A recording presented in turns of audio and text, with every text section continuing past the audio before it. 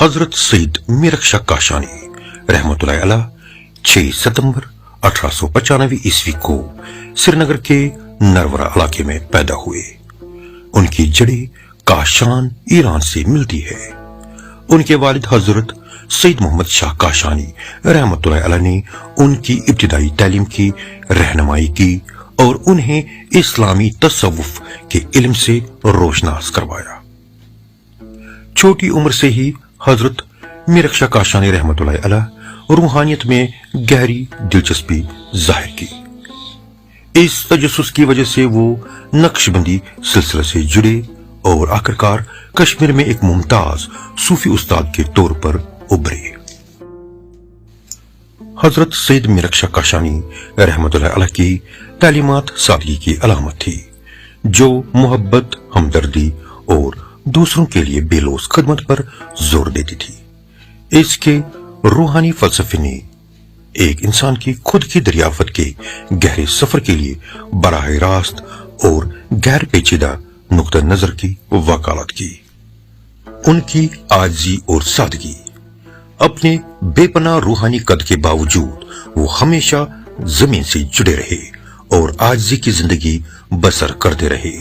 انہوں نے عنوانات، القاب، شہرت اور دنیاوی دولت کو مسترد کر دیا، روحانی ترقی اور خدمت پر مرکوز سادہ زندگی گزارتے رہے۔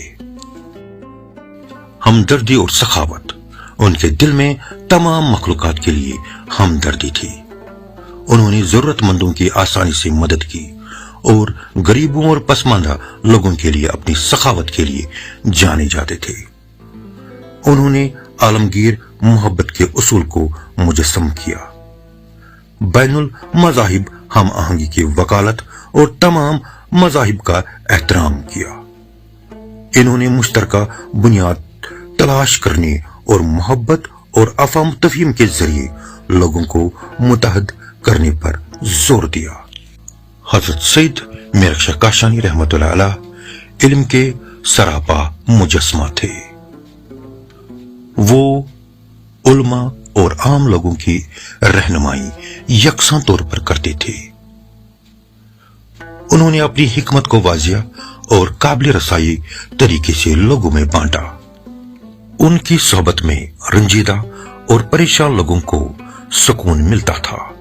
مخالفتوں اور چیلنجوں کا سامنا کرنے کے باوجود وہ اپنے عقائد اور یقین پر ثابت قدم رہے۔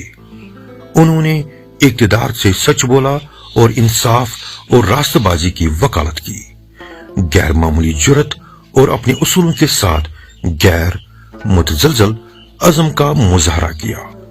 وہ ایک پرجوش اور زندہ دل شخصیت کے مالک تھے جو اپنے مزاحیہ تبصروں کے لیے مشہور تھے۔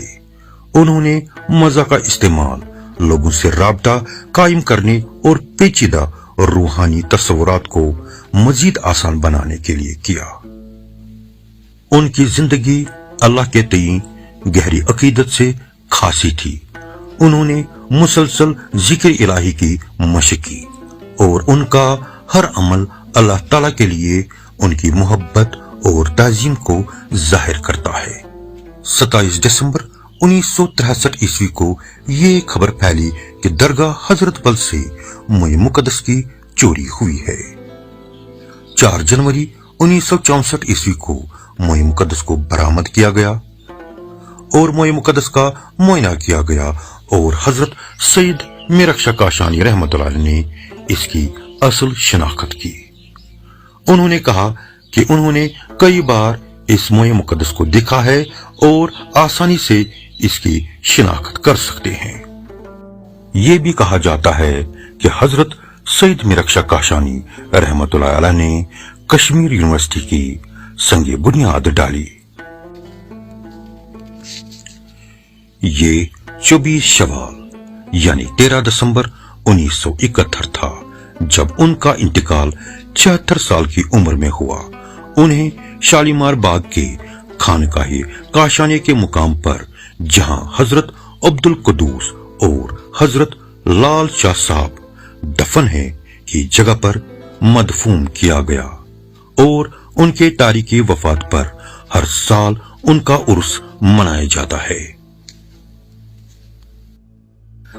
जब हम हजरत सईद मीर अख्तर काशानी रहमतुल्लाह अलैह की जिंदगी पर गौर करते हैं तो हम अपने आप को आजिज़ी, हमदर्दी और अल्लाह के लिए गहरी अकीदत की गर्मजोशी में ढके हुए पाते हैं।